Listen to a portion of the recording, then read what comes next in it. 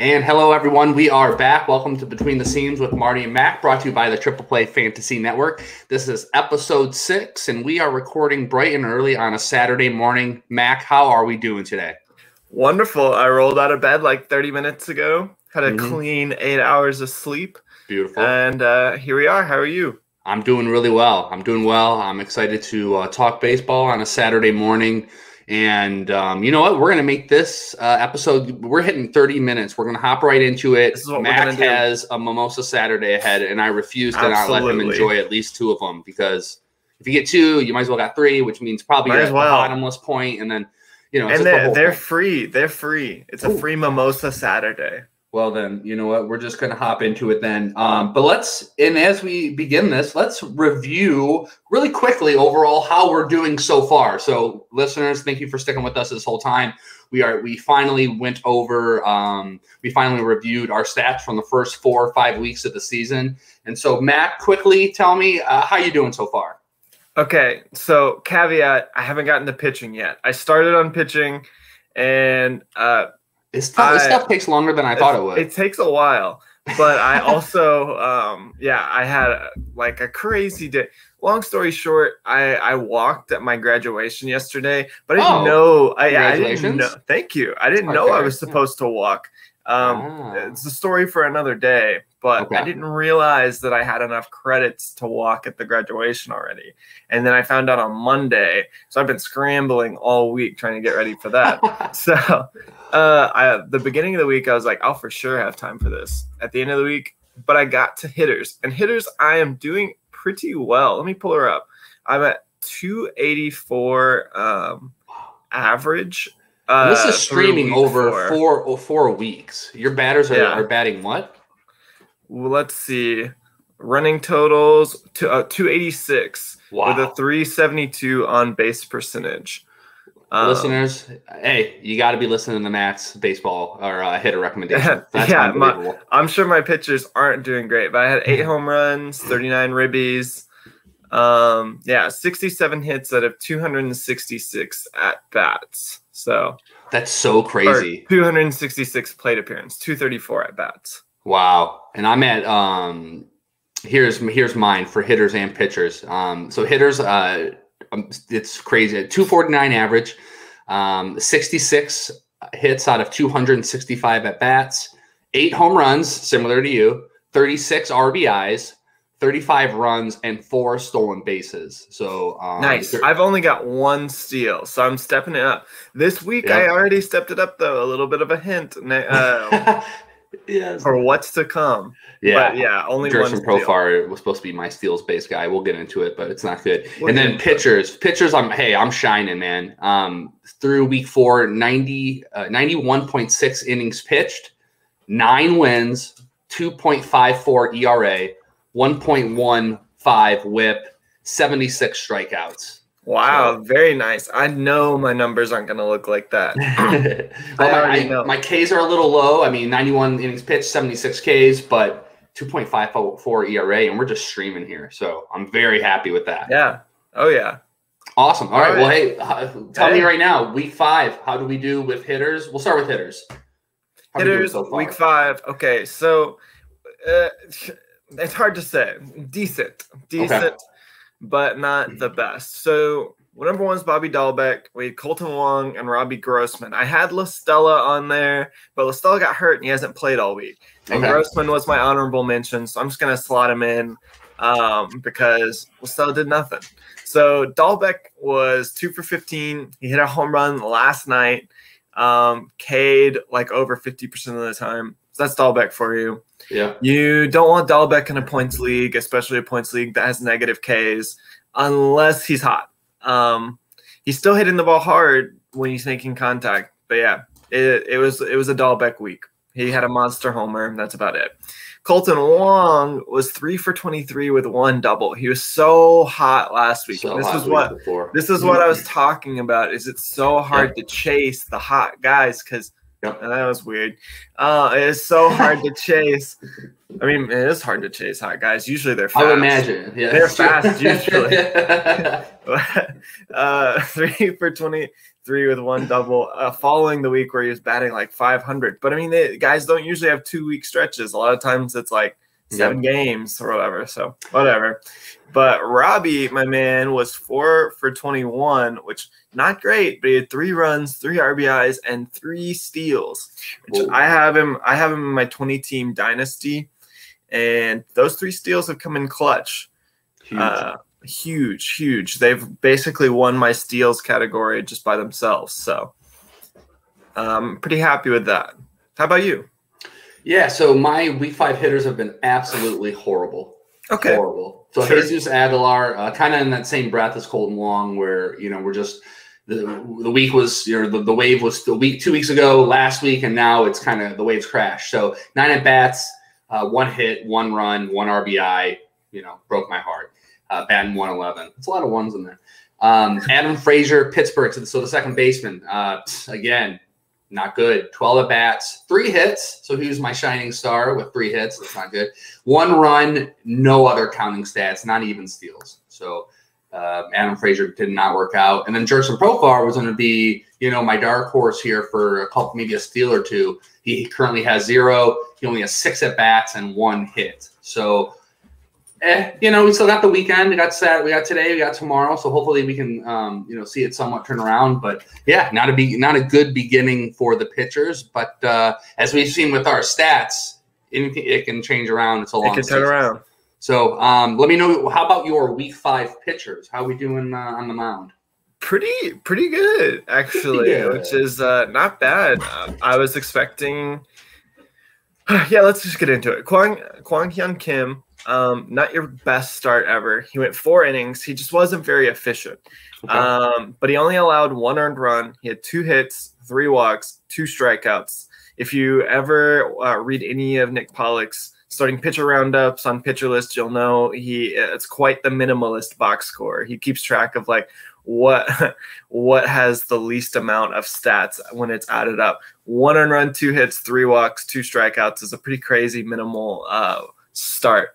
But it gets you a 2.25 ERA and a 1.25 whip, which isn't the best whip ever.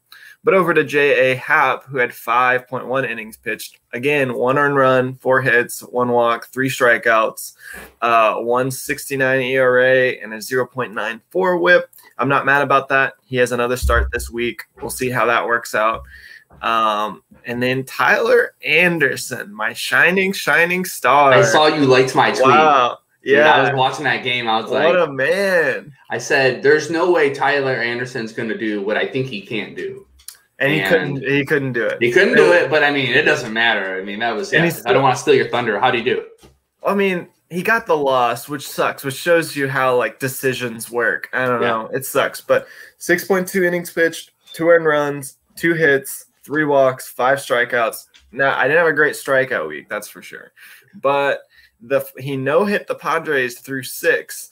Unbelievable. And he was moving in and out, up and down. He was just doing it all. And it was so much fun to watch, especially because, you sit down, you turn on a Padres versus Pirates game. The Padres are about to roll them. At least you feel that way. And I'm like, cool, it's Max pick. All right, I'll see how he's doing. And then 5th, 6th inning rolls around. I'm like, Jesus, what's going on? The one caveat is next time I'll just go all in because we talked about it. We were like, I know you froze him on the second start. Pick him up for the Padres, so maybe don't pick him up for the Padres. Pick him up for the Cubs. Watch, he'll get hammered by the Cubs with Chris Bryant looking hot and stuff. So I don't know. The Cubs look better though. And I think a lot of that was going against Milwaukee, because the Brewers were, with Burns and, who's their other 2 aces? Woodruff, yeah.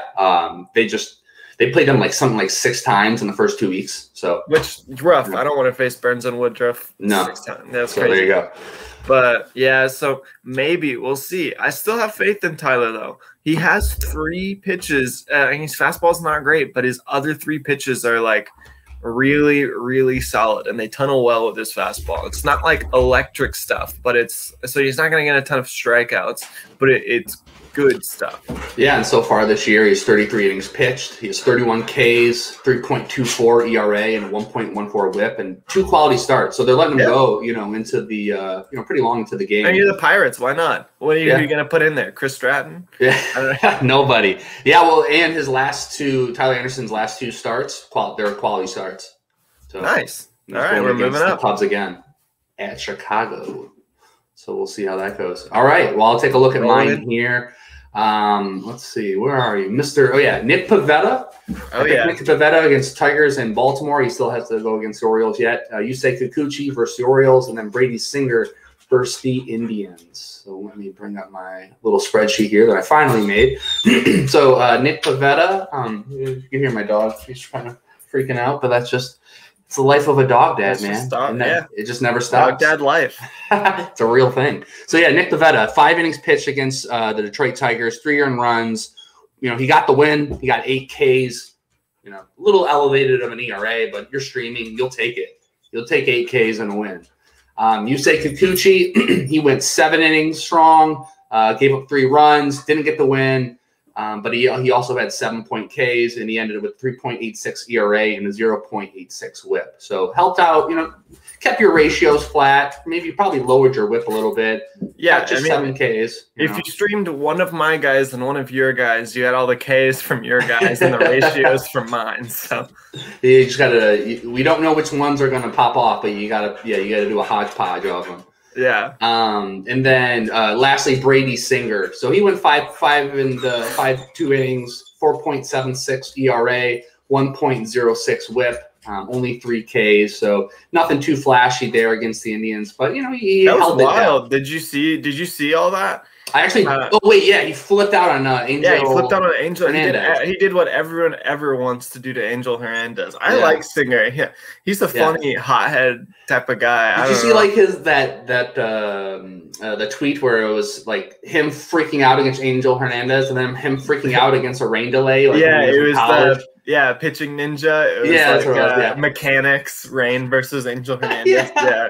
Yeah, it was pretty funny. I didn't realize. It took me a couple times to realize that's the same guy because obviously I don't know what Brady Singer really looks like, and I definitely don't know what the hell he did in college. But that was funny. I was like, dude, that guy has anger issues. Yeah, he does. He's funny. Yeah. He's had some bad. I'd be mad too. He's had some bad luck. That ball he took off the heel last week that turned that double play. But I still like his stuff. Yep. And you'll see. I may even have him coming up for this week. So, all right. Well, hey, let's hop into week 6. I'm absolutely loving the pace here. You might even have 3 today. All right. So let me know your week 6 hitters coming up here, Mac. Week 6. All right. So I'm doing what I said I shouldn't do, which is I'm going to chase. No. I'm going to chase a little bit, but I think that it's a sustainable chase. So Tyler O'Neill is my number 1 guy. He's 46% owned. He's jumped a ton in own percentage in the last couple of weeks. Yep. That's because he's been putting up combo meals like crazy. He has always, if you kept up with O'Neill, had solid quality of contact metrics. But one thing, he can't stay healthy or he strikes out too much. I mean, 1 year he was striking out at a 40% clip. So he's not not going to be a batting average asset ever. But this year he's taken it to another level so far. He's been really, really hot, like on fire over the last few weeks. Yeah. But the thing is usually the X metrics, like he's sort of a savant darling, but he usually doesn't have a great batting average. K percentage is up there, but the X metrics really like him so far. He's got a 232 actual batting average, but his X batting average is 296. And his actual WOBA is 322, but his X WOBA is 399. So a lot of discrepancy there. His sprint speed is 99th percentile, and his max EV is in the 90th percentile. And he's just a beast too, isn't he? Yeah. Isn't he the guy who's just like insane jacked too? Yeah, like, he's huge. A monster. He's a big boy. And the Cardinals outfield is kind of hanging on by a thread. I mean, one of those guys goes down, Bader, anyone. I mean, they've got a few guys rotating in and out of there, but Tyler O'Neill has been getting pretty regular playing time and showing what he can do with it.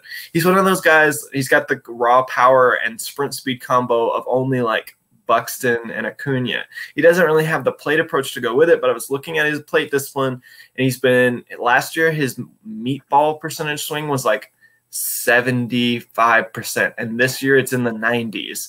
And he's been rewarded with a 16% barrel rate over 50 BBEs so far this year. So I like him. I like the way he's going. I think it's a sustainable. I mean, he'll start striking out a ton, but he's the type of guy you want when he's super hot. Yeah, if he can get you, 2 home runs on a swipe, I mean, you're going to be ecstatic. So. Yeah, and that's pretty much all he's been. I mean, that 99. I was so surprised to find out he was 99th sprint speed so far this year. Yeah. I knew he was fast. I had no idea. I didn't know he was elite. Well, he's 3 steals so far this year, so yeah, they're letting him run too. That's good. Yeah. So my number 2 is gonna be a little bit of a callback to week 1 for your picks. Corey Dickerson. Yes. I call him the Dick Boy. And I don't know. I don't know why. I just do. He gets hurt so much. Clever nickname. I don't know. Corey Dickerson, he's 11% owned, but you know what? He didn't have a great week the week that you called it, but you did say he's going to be good, and you were right. He's quietly, over his last 25 games, he has a 370 batting average over the last 30 days. Yep. If he continues to get on base, he's going to have great counting stats. He's even thrown in a steal. He's got a homer. He scores a ton of runs. I think it's 13 runs over the last month. Yep. Hits the top of the lineup. Yeah, always at the top of the lineup. Always. Yep. And my third guy is another guy like Dickerson who's just quietly been really good this year, Josh Harrison. He's 15% rostered. He's multi-position eligible at second base and third base. Over his last 21 games, which is the last 30 days, he's hit 325 with 3 home runs, good counting stats. He's actually, in 21 games, already had as good of a season that he did last year in like 35 games. So across the board. He usually gets injured at some point in the season. He's a vet, but he's a career 275 hitter. And when he's had a couple, I think at least a season over 300, but he's always hitting in that 270, 280 range. He's been hitting really well in the middle of a solid Nats lineup. It's been a bright spot for them offensively. So I think they need that there too. I mean, with all the people struggling in that lineup, losing, it's just, they need it. Yeah, so pick him up. I think he's a good guy. I'm trying a different approach, which is to look at sustained success, guys who have instead of trying to chase that 1 week. Except for O'Neill. O'Neill's had that 1 week. He's my 1 week guy, but Dickerson and Harrison are my season long. They've looked good, guys. Yeah, and I was actually thinking about revisiting my article that I wrote at the beginning, talking about 5 people that were post 250, and just to see, Kiki Hernandez, Corey Dickerson, whoever else I included in that. But it's kind of it comes down to just, if you're getting 4 at-bats literally every game, you're going to produce something, And Corey's always been, I think he's always been really good. He's always been close to a 300 hitter. He's hit 24 home runs in a year before. He just gets injured all the time. Literally all the time. So that's always his biggest hang up. All right. So let me hop into mine. So I'm kind of revisiting the well here as well. So I'm going to start off with my week 6 hitter is going to be Colton Wong. You may have heard of him. So he had a bad week last week, which means he's going to have a good week this week. That's how it works. That's how it goes. Fantasy baseball. He's still only 52% roster. He's hitting at the top of the lineup. Coming into the week before, his last 2 weeks, he was 7 for 50 with 9 runs, 2 homers, and a stolen base, batting 370. So, he has 6 games next week, all at home. They're going to be against the Cardinals. They're going to be, another team at home as well. So Colton Wong, I think he's going to be able to bounce back, get you a couple steals, and he has some sneaky speed. So I expect the speed, or he has some sneaky power. So I expect that to stay there as well. Number 2, Hunter Dozier, your boy. So the Royals, you were what, I think a week off on him? I was a week off. The week before he started. Yeah. So now he's doing Hunter Dozier things. You're starting to see his hard hit rate go up, his max exit velocities in the red, his average exit velocities, 80th percentile. His sprint speed is the 80th percentile as well. So maybe he might be able to get you a stolen base there, but it looks like everything's being backed up with what he's doing. He's hitting a little bit deeper than I'd like him in that lineup. Usually he's in the 5 or 6 spot because of how well Salvy's doing and, Witt, and I don't know about Benintendi, but I think he's going to be I think the power is always there, just whether or not he's going to be able to hit over 250 for you. So in a week, I think he's going to be fine. My number 3 hitter, who's the one I'm the most excited about, I added him everywhere I could, Willie Calhoun. As Chris Towers from Fantasy Baseball Today calls him the big, beefy baseball boy.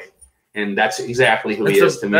That's a pretty solid nickname. I like that. Maybe you should take a page out of that book, the nickname game. Well, the Dick Boy is because half the time I'm pissed at him because he's hurt. So, Willie Calhoun hasn't burned me yet. That's fair. Last year he had the broken jaw, got hit in the face, and it was just he never got right after that. Last year was kind of just a waste for him. But he's back in the lineup now after being injured at the beginning of the year. He hits bombs, man. And so far this year his K percentage is in the 90th percentile. So he's walking. He's walking more. He's not swinging. His chase rate's lower for the first time ever. So I'm just excited for him, man. I think there's a lot of potential there. He's only 12% rostered. Over the last 2 weeks, he's batting .392 with 3 home runs, 5 RBIs, 8 runs, and with the OBP of 543. Wow. So he's kind of doing a little bit of it all. He's kind of been off my radar. I'll have to look at him. Yeah. And 12% rostered, man. And against righties, I'm pretty sure he's leading off, which is weird. So I'm at the top of the lineup. And I just want to, real quick, Yahoo still has the best app. And it's not even close when it comes to fantasy baseball. I want to like the other ones. I want to like Fantrax. I want to branch out of Yahoo, but it's not even close. It is the best I would love app. To like Fantrax, but it's god awful. Awful. NFBC's ESPN awful. I've never even played on ESPN in anything. I don't support the 4-letter network just in general, unless a game's on, But it's got an okay interface online, but the app is just not great. Yep. Exactly. It doesn't load up very often. So You're right. Yahoo's great. Yeah, you can even see where they're batting in order just by taking a quick little gander at it. So little gander at it. So yeah, Willie Calhoun, I'm feeling good about that. The rounded off again for next week: Colton Wong, Hunter Dozier, and the big beefy baseball boy Willie. All right, Mac, tell me your week 6 pitchers. Who do we got? We're returning to the well once again. I mean, there's only so many guys who are sitting in that streaming area. And that's fine because it really just depends who the matchup's going to be. And, because almost every guy we talk about, you're going to drop them when you're done with them. Who's holding on to Aaron Sanchez? No one. But anyway, So we got Adbert Alzolay. I'm going to go 1, 2, 3, Adbert Alzolay, Alex Wood, and Madison Bumgarner. So Adbert, I've been banging this drum. If he could he feels like Dylan Cease, like he's just like right on the edge of figuring things out. And there's like one start where it's like, Alzolay got the Dodgers last time and he looked good against the Dodgers. I think he had 7 Ks. It was pretty unbelievable. I watched that game. Yeah, and his slider is nasty. Again, like Cease, he just makes mistakes with his fastball, especially when he's trying to put it glove side. Cease does the same thing. Yep. But I believe, especially because he's got Cleveland and Detroit this week, and Cleveland has been no-hit twice already. So we got Cleveland and Detroit. He's a 2-start pitcher this week, and I believe Alzolay is going to have a good week both good starts against both. So we got Alex Wood second. Alex Wood is 3-0, and he gets Texas and Pittsburgh next. He's one of those guys that I see every week on the waiver wire, and I click add, and then I think about it. And then I look, and I'm like, no, not yet. But maybe not. But maybe now. And he gets Texas and Pittsburgh this week. So Pittsburgh's gonna roll us like they always do. Yeah, Pittsburgh. They're heartbreakers, man. They are. Well, every time you pick them, if you pick them, they do that. Well, Anderson, nope. Anderson made me eat crow, so maybe not. So Wood has a 278 xWOBA against so far this year, which is top 20 among starting pitchers. Actually, he's got a solid ERA. I think it's 3.14. I was looking at it earlier. I didn't write it down. 3.14. I believe he's 3-0. Look. It's not going to last. Like, Wood's not going to have an insane year. He's not going to be the Cy Young. But you can't get much better than a guy who's already had sustained success pitching against Texas and Pittsburgh in a week. So exactly. I mean, he's over the 23 innings pitched. He's got 22 Ks, 1.96 ERA, and a 0.78 WHIP. I mean, it's pretty. He was at Colorado last week. Only gave up a few runs. The week before, he played Colorado at home, got the quality start. So he's on a roll. Yep. And then finally, we got Bumgarner, the bum man. Madison Bumgarner gets Miami on Tuesday, and I like that start. His velocity for his fastball is still sitting 91, 92. And he's really, I mean, I know he's not been great over the last couple of years, but he's still a good pitcher. He's a few years removed from being – he's never going to be dominant, but his velocity's up. It's still earlier in the year, so it's nice to see him. He's only 31. He's only 31. You know, like – yeah. Sure, what, Scherzer's 36, 37, and then now we're finally starting to talk about, I think he's starting to wind down. But that's been going on with Bumgarner for a couple of years, and I'm not sure of that narrative. I don't know really where that – I mean, other than just looking at his velocity and just seeing that, like, oh, it is actually going down. But, I mean, he's been – dare I say he's been – with the last couple of times out, he's been outstanding. So yeah, he's been pretty darn good. I mean, his last start – I can't remember who it was against, but it was – Miami. His last start was at Miami. He went 6 innings. He got the quality start, 7 Ks.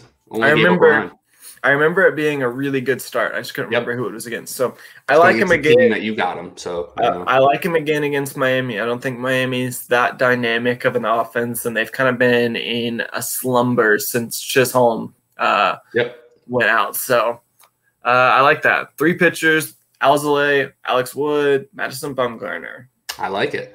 All right, I'll hop into my 3 here. Where are you? Week 6 pitchers. There you are, sir. We're going to start with Kyle Gibson. An ace. Yeah, right? Yeah. What in the world? He's been unbelievable. I remember about 3 years ago, I rode the Kyle Gibson train all year when he was on Minnesota. He did really good that year against the Central and everything like that. Actually, I was at Comerica Park and actually had an opportunity to talk to his wife, because she was literally sitting right in front of me with the baby, and it said Little Gibson on the back. And who's wearing a Kyle Gibson jersey in Detroit in the middle of summer? I was like, Gibson's baby. I was like, hey, are you? And she's like, oh yeah, that's my husband. And I'm like, that's what I thought, because there's no one else wearing that. Like, no one else is going to be rocking a Kyle Gibson jersey. That's so funny. It's just Kyle Gibson's biggest fan. That'd be really awkward for you. I know. She's like, I just love Kyle Gibson. I'm like, I love the 4th starter on the Twins too. I think that was a great investment in jerseys. But yeah, so Kyle Gibson, he's at a 2-start week. So Giants, which I like that. And then I'm taking the leap here, going against the Astros. So obviously I'm going to ride the train because it's 2 weeks. He knows how to limit, he does have his blow ups once in a while, but he's pitching pretty good right now. You're always going to get what you think out of Kyle Gibson, but his chase rate's in the 72 percentile, his whiff rate's 74th percentile, so he's limiting hard contact as much as he can. It's in the 77th percentile for him. So that's actually pretty good. Yeah, he's been that guy. He's been my Alex Wood, because every week I thought, I'll pick up Kyle Gibson. And then I thought, there's no way he keeps doing this. And then this last week, like, I had my finger like on the add button. I was like, nah. And then he went like 7 innings. I was like, what in the world? I know. Pitching's crazy like that, man. That's why what we do is hard, and we do a pretty good job with it. So I'm happy. Number 2 is Brady Singer. So back to the well here again. There's only so many names, but the Royals dude, and he's going against the Detroit Tigers. I like that matchup for obvious reasons. The Tigers are absolutely terrible. They're batting around 100. They're the highest strikeout percentage. There's just no talent on that team from 1 through 9. There's just no reason. Do you think the Rays AAA team could give him a run in that 3-game series? Honestly, I saw that debated recently. I mean, it's Vidal, Brujan, Wander Franco.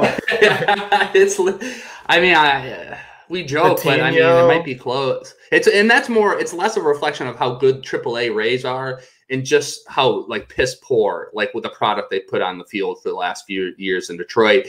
And the call it a rebuild's one thing. I know I'm kind of going off on a rant here, but as you can tell, I'm irritated because this team, like, we're being lied to by the front office. Oh, of course. Oh, sure. And I'm fine with that, and I get it. But just how about you just lay low and just say, like, we just want to save money, and Chris Ilitch sees this as a vehicle to make money and does not care, unlike his father, Mike Ilitch, who spent every damn dime he had to just stack us with a $250 or $250 million payroll. The dude didn't care. He spent all day. Now, this guy, I mean, he's like, I don't know if I should sign Robbie Grossman. It's quite the investment. So, yeah. The team's terrible. I'm not even feeling good about the new arms, the Mize, the Scoobles. We haven't seen Manny yet. I mean, they're good. There's nothing I'm seeing that's blowing me away. It's obviously very early with Spencer Torkelson. He's finally got a hit. So I don't know. I'm going to the game later today. I'm hoping they get a win. I experienced the cheapness as a Braves fan for a really long time. We're just lucky to have gotten Acuna and Albies so cheap. Which, I mean, I think players should be paid what they're worth, so I think that sucks. Yep. But they took the long contract. They have a guaranteed salary for 10 years. Which is true. But I mean, like, I experienced as a Braves, we'd get guys come through, and as soon as they were good, we'd sell them off. And that feels like it's hard to get excited for prospects like Mize, Manning, Scubal, because, like, if they turn in like a solid year, the first thing that's going to happen as soon as they hit, it's gonna get traded for some more prospects or something like that. And especially if there's nothing around him to get him any wins, because I'm not seeing anything offensively. Riley Green hit a home run though in his first couple at bats. So, but yeah, anyway, back to what we're doing. We got to get him mimosas. Damn it! How much more time do we have? Oh, we're already 1 minute over. It's okay, we got it. My third guy, I've already spoke about him, Aaron Sanchez from the Giants. So he's going against Texas. The Rangers are terrible. That's my analysis. Pretty good. We've got both. We got two Giants pitchers going against Texas. So yep, and because it's just they strike out a lot. They strike out a lot. Other than as long as you don't have stolen bases against, which I've had that in a league before, but as long as you don't have that, your pitcher's going to do pretty well. So we're just hoping that Calhoun hits well. And then everyone else is really bad for the rest everyone else is just absolutely terrible. It's just awful. But yes, Aaron Sanchez through the year. I mean, he's got to win 3.18 ERA, 1.20 WHIP, 28 innings pitched, 24 Ks. So nice. He's doing. I think he'll be just fine. He'll probably go 5 innings, maybe 6 innings, maybe give up a run or two, get you 2 strikeouts, and just a nice little, just kind of pad on to your stats for the week. A little padding. But that's it, sir. That's all. All right, we did it. We kept it pretty much at 30 minutes. 32 minutes. I mean, that might be our fastest. I think it is. I think 35 was before. So all right, before we keep going, But hey, enjoy your weekend, guys. Thank you so much for following the show here Between the Seams with Marty and Mack. Christian, tell us where the followers can reach you on Twitter, and if you have plug anything that you're doing. You can find me at @JChristianMack on Twitter. You'll find me tweeting about the Braves, probably various other things. I've got a couple articles rolling around in my head. I'm trying to get them out on paper. I'm not a prolific writer by any means. I'm one of those guys that I just gotta think about it for forever, and then I'm just not gonna pump out an article a week. But hopefully you'll see more from me soon. Cool. Where can they find you? You can always find me. Well, find us every week doing the Marty and Mack show. It's a lot of fun. But also on Twitter at Marty_Tallman. Write at Triple Play Fantasy, do this show, lead fantasy baseball analyst, Motor City Bengals. Also do the Jungle Fantasy Baseball podcast for Sports Radio Detroit. And I also have a full-time job, but you guys don't care about that. Okay, guys. Hope you guys have a great weekend. Bread. Mac, I hope you toast to your Atlanta Braves, and I hope you all have a good one, and we'll see you soon. I'll drink one out for you. Drink one out and pour one out. Pour one out, drink one out. I don't know, man. I think you're ready to go get it now. I'm ready to get one. All right. See you guys. See y'all.